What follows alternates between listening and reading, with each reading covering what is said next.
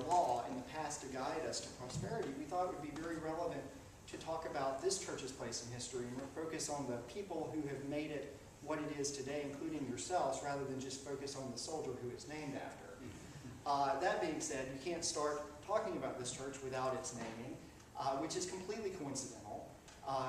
The church was named for the island, which predates any Episcopal mission in this area. Although, that being said, the island was named for the fort, and the fort was named for the king, and the king was named for the saint, and that would be me. So, it all comes back to me one way or the other.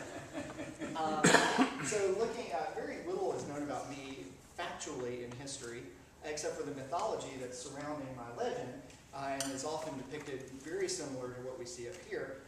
In that tale, I came across a princess in a forest, and turns out she had been sent out as a sacrifice to a dragon because the dragon had taken over the town's water supply.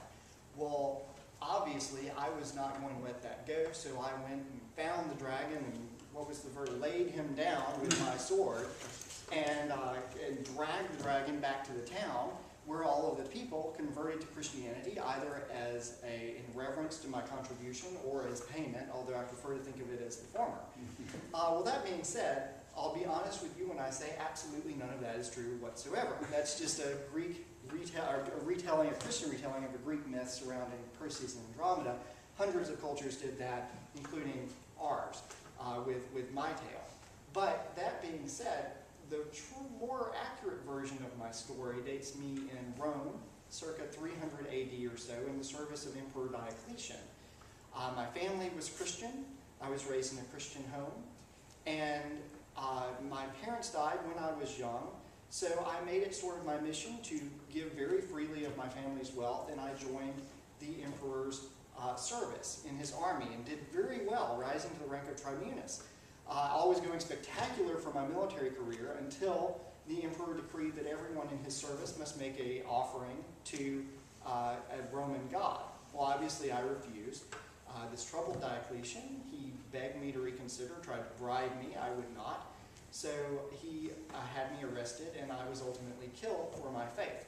But the tie-in is that rumor has it that his wife heard of the conviction of my faith and converted to Christianity. So even though I had absolutely nothing to do with saving the life of some princess in a forest somewhere, I did arguably have some small part in saving the soul of the Empress of Rome, which I'll take for sure. So with that in mind, that's sort of a little bit about my story, but it's that same sort of conviction and dedication to one's faith that led over the decades to this building you're sitting here in being constructed through some very important people throughout time. Starting with one Miss Hannah Rollins, who I'll let you hear from now. Thank you, Miss Rollins.